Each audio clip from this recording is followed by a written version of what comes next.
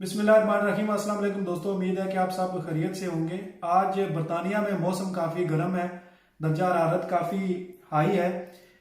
लेकिन आज़ाद कश्मीर में इस वक्त सियासी और मौसमी दर्जा हरारत दोनों अपने अरूज पर हैं।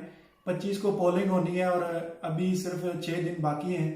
तमाम सियासी जमातों और आज़ाद उम्मीदवारों ने अपनी सियासी कैंपेन पूरे ज़ोर शोर से जारी रखी हुई है। लेकिन इसके साथ आज़ाद कश्मीर के मुख्तलिफ इलाकों में मुख्तलिफ हल्कों में लड़ाई झगड़े की रिपोर्ट हो रही है। इन लड़ाई झगड़ों की क्या वजूहत हैं, इस हवाले से मैं आज बात करूँगा। मेरे नज़दीक इन लड़ाई झगड़ों की 2 वजूहत हैं। एक वजह तो यह है कि जो लोग थोड़ी बहुत ताकत रखते हैं वो चाहते हैं कि जो कमज़ोर लोग हैं उनके ताबे और उनके वफादार रखें।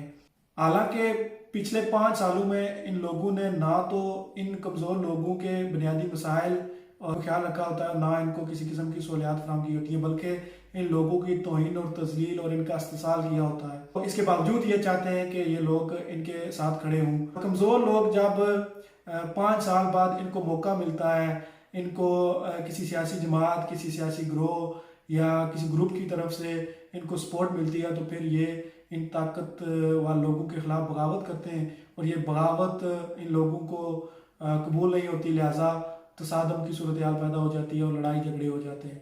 दूसरी वजह इसकी सियासी लोगों के बयानात हैं। मुझे हैरत होती है कि बहुत सारे सियासी लोगों के बयानात पढ़ने को मिलते हैं, वीडियो की सूरत में देखने को मिलते हैं कि हम अपने कारकुनों का दफा करना जानते हैं, हमारे कारकुनों की तरफ किसी ने आंख उठाकर देखी तो हम आंखें फोड़ देंगे, टांगें तोड़ देंगे और वगैरह वगैरह। मुझे हैरत होती है कि इन सियासी लोगों के कारकुनों को किस से वहाँ की ज़रूरत है। क्या अमेरिका इनके कारकुनों पर हमलावर होने लगा है, इन पर ड्रोन अटैक करने लगा है, या इंडियन फोर्स इन पर हमलावर होने लगी है, या फिर आजकल तालिबान का जनूबी एशिया में काफ़ी खौफ बढ़ रहा है, क्या तालिबान से इनके कारकुनों को खतरा है जिनसे ये इनका दफा करेंगे। ये एक सोची समझी और हिकमत अमली के तहत लोगों की बुनियादी मसाइल से तवज्जो हटाने की एक कोशिश की जाती है।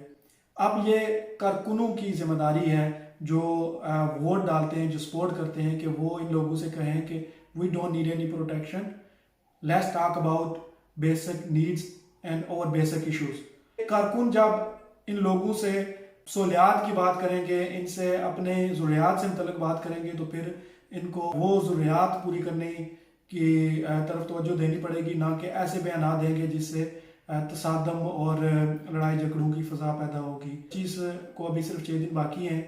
पुरअमन रहें, एक दूसरे की इख्तलाफ राय का एहतराम करें। जिस तरह आप चाहते हैं कि आपका जो उम्मीदवार है उसका अदब व एहतराम किया जाए, इसी तरह दूसरों का भी एहतराम करें।